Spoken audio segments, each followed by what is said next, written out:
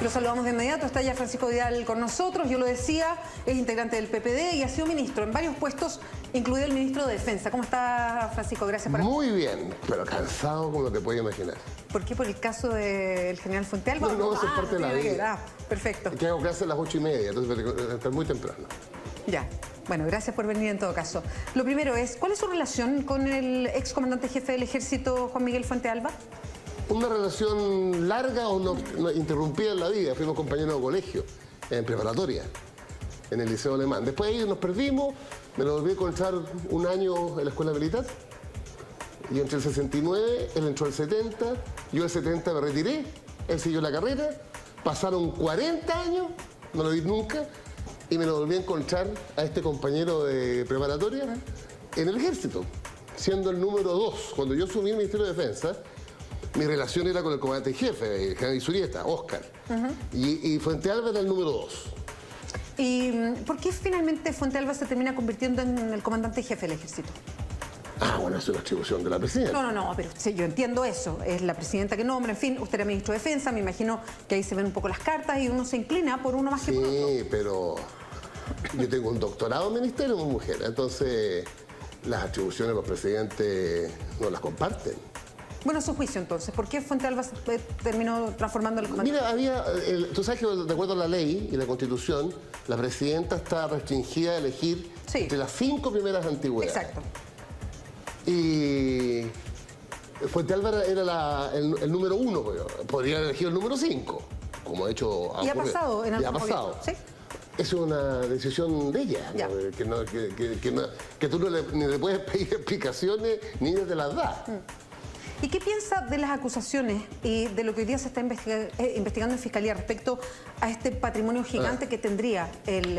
Bueno, yo lo he dicho muchas veces, te lo digo a ti y a nuestra gente que nos está mirando, que es una denuncia gravísima. El informe especial de Clinic y todo lo que ha salido. Y yo desde el primer día he dicho que es imprescindible una explicación pública del general Fuentealba. Bueno, hoy día hubo un mínimo... 2 párrafos. Sí, no, pero es importante que la primera reacción del general Fuentealba sea declararse inocente y en segundo lugar que va a demostrar esto ante los tribunales. Lo que pasa es que, en mi opinión, Beatriz, aquí hay 2 caminos a personas que han tenido altos cargos. Uno es el camino judicial, que sin duda ahí está. Y el otro es el camino de la opinión pública y de los medios. Entonces, en mi impresión, mi opinión, o si yo estuviera en ese caso, hago mi defensa ante los tribunales, pero también me planteo y me explico ante la opinión pública. O sea, de una manera más larga, no estos 2 párrafos. Exacto. Ahora, también es cierto que cuando tú estás en este tipo de situaciones, normalmente los abogados o los asesores, en este caso Enrique Correa como asesor comunicacional, normalmente te dicen, pues no en este caso, pero en otro, bajo perfil. Usted solamente frente al juez, no frente a la opinión pública. Y ahí se genera un déficit, además, que le hace mucho mal al denunciado. Porque como tú y yo sabemos, la denuncia es enorme. Pero una vez que el proceso es largo, engorroso, digamos, al final este ser humano o cualquier otro denunciado y termina inocente, la inocencia no es noticia. La denuncia es noticia. Sí. Lo que pasa es que en el caso del... ¿Sabes de qué me acuerdo siempre? ¿De qué cosa? De Tombolini. Que salió... La Corte Suprema. Sí. ¿Pero cuántos años después? 5, 6, 7 años. Lo que pasa es que en el caso del excomandante en jefe del Ejército no es que uno apunte a él por esto del patrimonio que salió de la nada. Estamos hablando de una investigación grande que hay en el interior del Ejército por un caso que se llama Milico Gate. Entonces, que se apunte a él con el dedo tiene que ver con esta cosa mayor que habla de que no hubo ninguna fiscalización, que hay 10 millones de dólares por lo menos de la ley reservada del cobre que están perdidas, que hubo órdenes de no fiscalizar boletas, que las cosas se pagaran. Hay unas 2.000 boletas que no son ideológicamente falsas. No son falsas. Que son falsas de frentón. Durante todo el periodo en que el comandante jefe era Fuentealba. Si hay una organización del Estado que es jerárquica, es el Ejército. Obvio. Por eso es que no es que se apunte con el dedo esta cosita a los 3.000 millones. Es un contexto. Es un contexto grande, por eso le digo. Entonces, ahora, yo no sé si se pide 2 párrafos de parte del general Fuentealba a propósito de la opinión pública. Claro, pero en el caso del fraude, de la estafa, del robo, Del Milico Gate. Exacto, ya sabemos que son más o menos 2.000 facturas, es lo que lleva el ministro. Sí. Y 6.000 millones de pesos, algo más. Pero eso ya está encaminado, de hecho el coronel y los 4 suboficiales están presos. ¿Ya? Entonces, sabes que en paralelo la Fiscalía de la señora Jimena Chong está siguiendo a los falsos proveedores. Sí, claro. Entonces hay un acto de confianza en este caso en los tribunales que, bueno, ya, en paralelo está la comisión investigadora de la Cámara de Diputados. ¿Ya? Entonces creo que es un problema de tiempo, pero que vamos a ver la verdad. Eso, ahí no tengo la menor duda yo. Porque está, fíjate... Perdón, entró a operar la justicia militar acá. Es que hay 3 investigaciones. Pero es que entra también la justicia militar. Usted sabe los ripios que tiene. Sí, obvio. Pero tienes la Fiscalía Militar, tienes la Fiscalía Civil, tienes el ministro en visita y tienes la Cámara de Diputados. La verdad se va a saber. Han pasado hartos meses y la verdad es que los que están detenidos hasta el momento es un coronel y suboficiales. Y 4 suboficiales. Y nadie más. Y la verdad es que parece que eran los directamente involucrados. Y un desfalco de $10 millones, de verdad que uno se pregunta, no hay ningún general involucrado hasta el momento. Entonces, surgen las dudas. Pero quiero entrar al Milico Gate en un ratito más. Okay. Sobre todo por declaraciones que hoy día hizo respecto a todo lo que pasa con el excomandante en jefe Fuente Alba, el ministro de Defensa actual, que... La verdad es que son unas declaraciones que no tienen mucho fondo, que nos afectan mucho, pero ya los vamos a comentar. Yeah. Antes quiero cerrar su relación con el comandante en jefe. Usted era ministro de Defensa cuando se designa a Fuente Alba como comandante en jefe. En noviembre del 2009. Exacto. Quiero leer un párrafo que aparece mencionado usted, que está en este libro. El otro día conversábamos con Mauricio Weibel, el periodista por Traición a la Patria, que dice: el general Juan Miguel Fuente Alba fue nombrado comandante jefe del Ejército bajo el primer gobierno de Michelle Bachelet, siendo Francisco Vidal el ministro de Defensa. Fuente Alba ocupó el cargo entre el 10 de marzo del 2010 y el 9 de marzo del 2014. Vidal, usted, 20 días después de dejar el ministerio, fue contratado como colaborador del Consejo Académico de Estudios e Investigaciones Militares en estudios de temas del ámbito político, estratégico e internacional, según la información pública aparecida en Gobierno Transparente. ¿Le acomoda haber pasado, cómo se ve esto, desde el Ministerio de Defensa, salir del Ministerio de Defensa, cambio de gobierno y entrar a trabajar con un comandante en jefe del Ejército que fue nombrado cuando usted era ministro de Defensa? No, fíjate, porque el Consejo Académico fue creado por el presidente Lagos y el ministro Rabinet el 1 de enero del 2006. Ya. Durante la gestión de Isurieta no fueron integrados civiles. Eran solo exmilitares. Exactamente.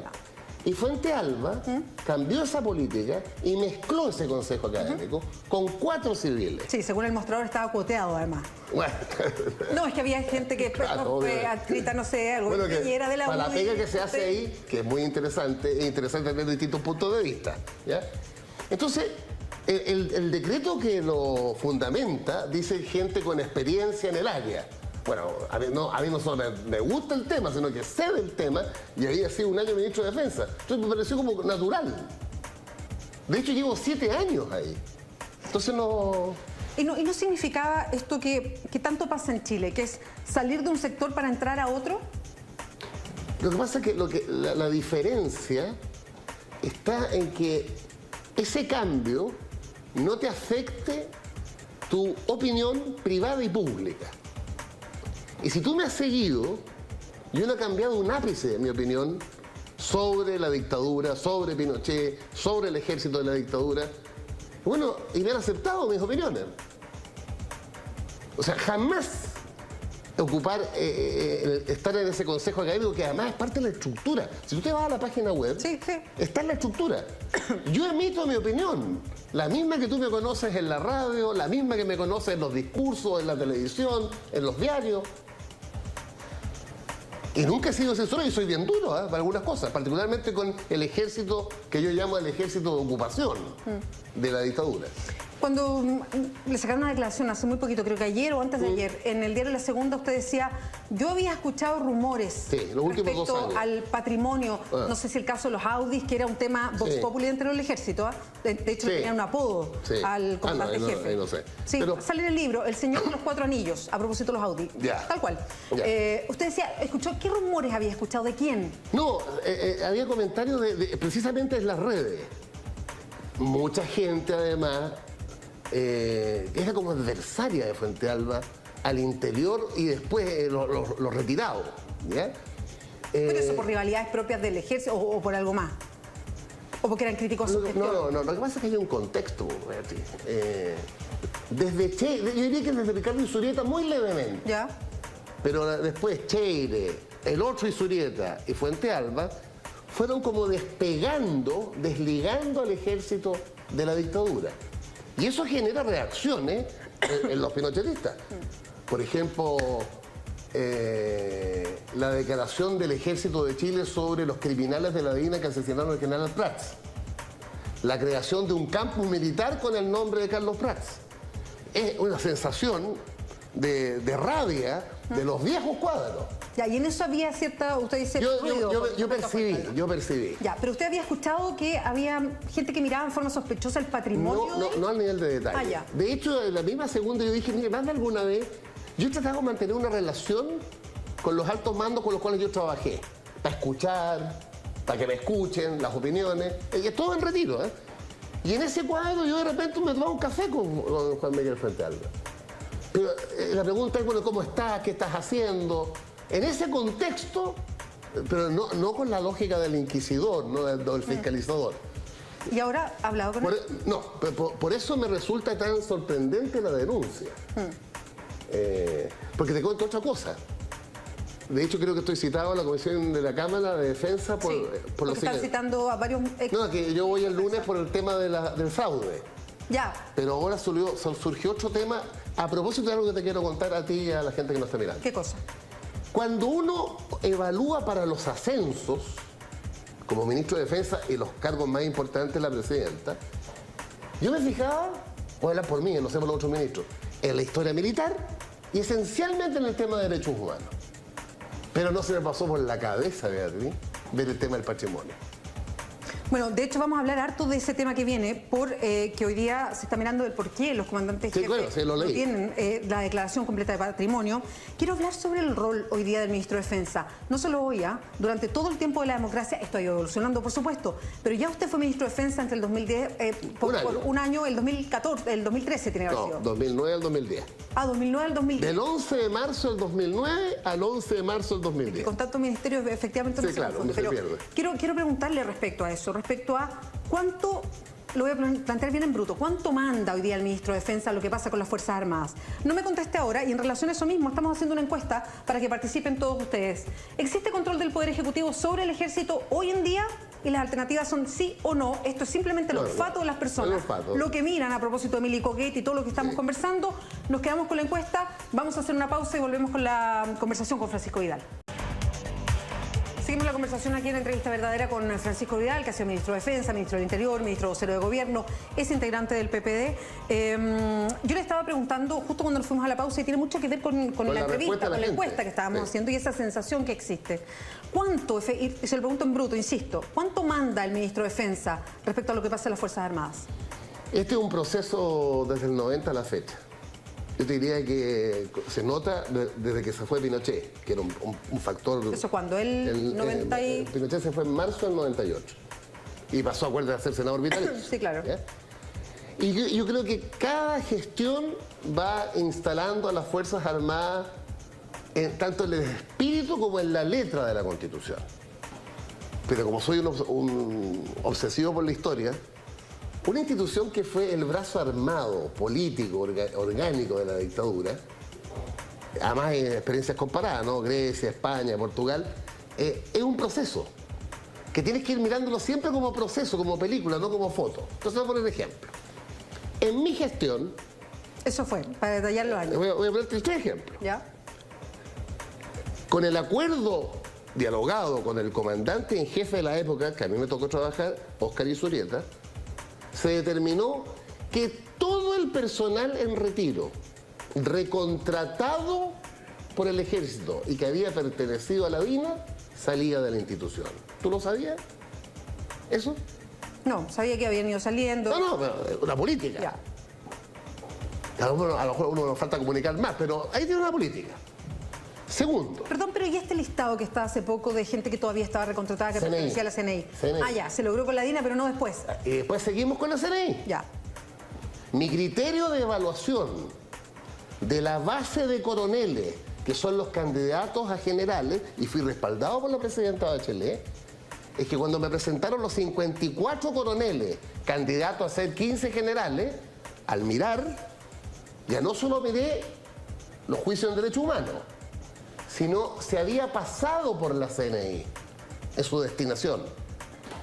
Y estimé que el que había pasado por unidades operativas de la CNI, la carrera llegaba hasta ahí. ¿Lo sabías tú? No, dale nomás. Tercer ejemplo, y dirás tú cómo me sacan la cresta los retirados, una parte de los retirados. Bajo mi ministerio, determiné que los uniformados en retiro que mueran, habiendo sido encausados, juzgados y condenados por derechos humanos, no reciben honores militares. Pongo 3 pinceladas. Francisco, pero... Usted me podrá decir, ¿por qué eso no fue el 90? Uno se podía. Pero tomo eso. ¿Tendrá que ver con que entonces se ponen temas que tienen que ver con la relación del ejército y este nuevo ejército post-dictadura, más que en otras cosas? Se lo pregunto de otra manera. ¿Será que ahí se puso el esfuerzo, pero en ese esfuerzo de colocar esas reglas se dejaron otras zonas grises? Es que se lo pregunto y quiero hacer yo el recuento contrario. Usted me hizo un recuento, le quiero hacer yo uno contrario. ¿Por qué hoy día hay justicia militar todavía? Y funcionando de la manera que funciona. ¿Por qué hoy día no es tema de análisis? Y no quiero decir que ellos todos se metan a las AFP, digo tema de análisis siquiera. No, el sistema que tienen ellos de pensión y de salud, que es totalmente distinto y un desangramiento para el Estado, distinto al resto de los chilenos. Más de 2.000 millones de dólares de déficit anual. Solo para mencionar eso. ¿Por qué todavía estamos con la misma ley reservada del cobre, con un emposamiento de miles de millones de dólares? Pero espéreme ahí, porque quiero seguir enumerando. No tiene una explicación. Lo otro, que si uno mira, es que no había por parte del Estado ningún tipo de fiscalización a la plata de cómo se estaba gastando. Lo que vemos del caso Milico Gate es que hacían y deshacían al interior del ejército. Perdón, un general dictó la orden de que ninguna factura se revisaba más y las cosas se pagaban. Y así es como se defraudan 10 millones de dólares. Entonces, ¿qué fue esto? ¿Derechos humanos versus gris en otras áreas? ¿O cargamos la mano acá pero dejamos libre lo otro? A eso me refiero con un Ministerio de Defensa presente. Sí, no, yo te respondo que en cada uno de los temas que tú me planteaste hubo un proceso. Por ejemplo, perdón, pero ¿no serán demasiado largos estos procesos? Bueno, así es la historia, pues, la correlación de fuerza. Te pongo un ejemplo concreto.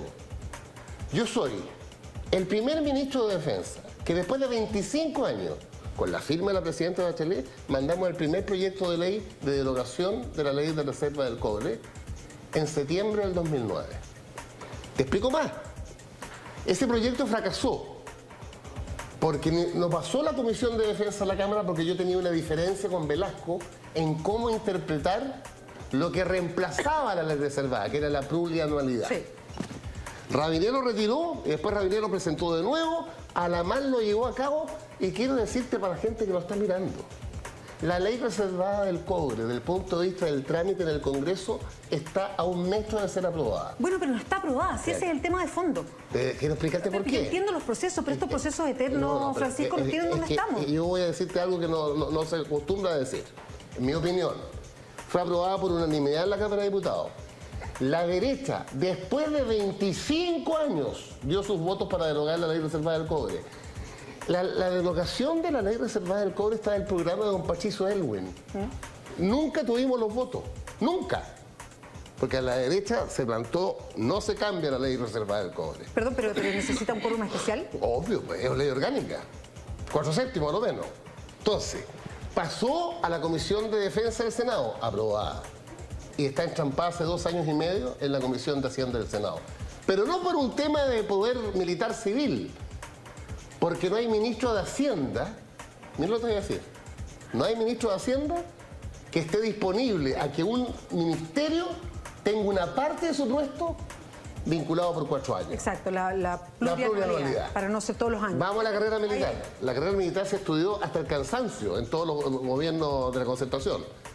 Bueno, faltó decisión para que la carrera militar tenga una forma distinta que permita disminuir sustantivamente el déficit previsional. Porque es increíble que con 38 años de carrera, una persona de 55, 56, 57 años salga de la institución. La solución es simple, alargar la carrera militar, 5, 6, 7 años más. Ahora, la otra definición sustantiva es si las Fuerzas Armadas, que tienen el sistema de reparto antiguo, parten al sistema de capitalización individual. Pero no quiero caer en el populismo. Eso tiene que ver más con las características de la carrera. Hay mucha gente en las Fuerzas Armadas que es recontratada una vez que se retira. Es mucho mejor tener un escalafón complementario, digo yo, ¿no? Para no tener que pagar la pensión y un honorario. Pero esto se ha estudiado, si es que se ha estudiado infinitamente, nunca ha llegado a ser un tema concreto. Nunca ha sido un proyecto, el tema de la carrera militar nunca ha sido proyecto de ley. El tema de la justicia militar fácil lleva 10 años.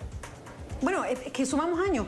E insisto, hoy día habla el ministro de Defensa, revisamos antes, no quiero dar la lata de leer lo que dijo el ministro José Antonio Gómez, y hace una declaración muy de buenas intenciones señalando que bueno que opere la justicia, se seguirá investigando, nosotros hemos prestado toda la colaboración. Pero ¿no debería haber una actitud mucho más fuerte respecto a lo que ha pasado? Pero ahora yo quiero entenderte bien. ¿Qué llamas más fuerte? Bueno, ¿cómo se traduce lo más fuerte? Bueno, ¿no tendría que haber sido alguien del ejército? ¿No tendría que haberle dicho al comandante jefe del ejército, ¿sabe qué? Usted tiene que dar el paso al costado porque aquí jerárquicamente alguien tiene que presentar una renuncia. O sea, no pasa eso en el ejército, no se puede hacer a propósito de los 10 millones de dólares. Se puede hacer a partir de la reforma del presidente Lago del 2005. Ya, y está. Que permitió terminar con la inamovilidad. Hoy día los comandantes en jefe y el general director de Carabineros y el de la PDI, en periodos distintos, los primeros 4 años y los últimos 6 años, el presidente de la República... Desde el 2005, o sea, han pasado 11 años. Desde el 2005 tú le puedes pedir la renuncia al comandante en jefe. ¿Ya?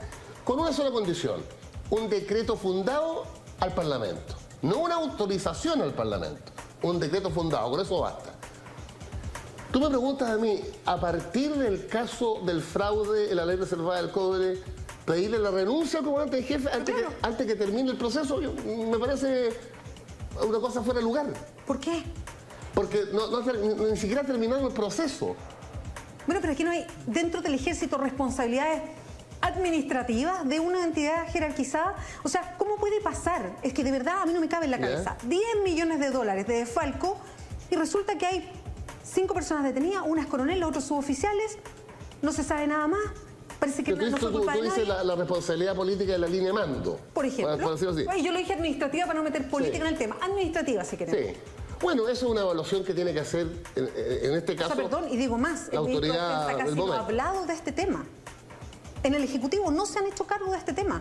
Y la verdad es que uno no entiende por qué. Entonces ahí mi pregunta es, ¿efectivamente hay un mando, hay una superposición? ¿El Ejecutivo efectivamente manda sobre las Fuerzas Armadas? Mira, por mi experiencia en el sector, yo creo que ha sido un proceso en que crecientemente la letra, que es instituciones profesionales, jerarquizadas, obedientes y no deliberantes, a través de los años se va haciendo carne. Porque al final, ¿cuál es el objetivo final de una república democrática en relación a las Fuerzas Armadas?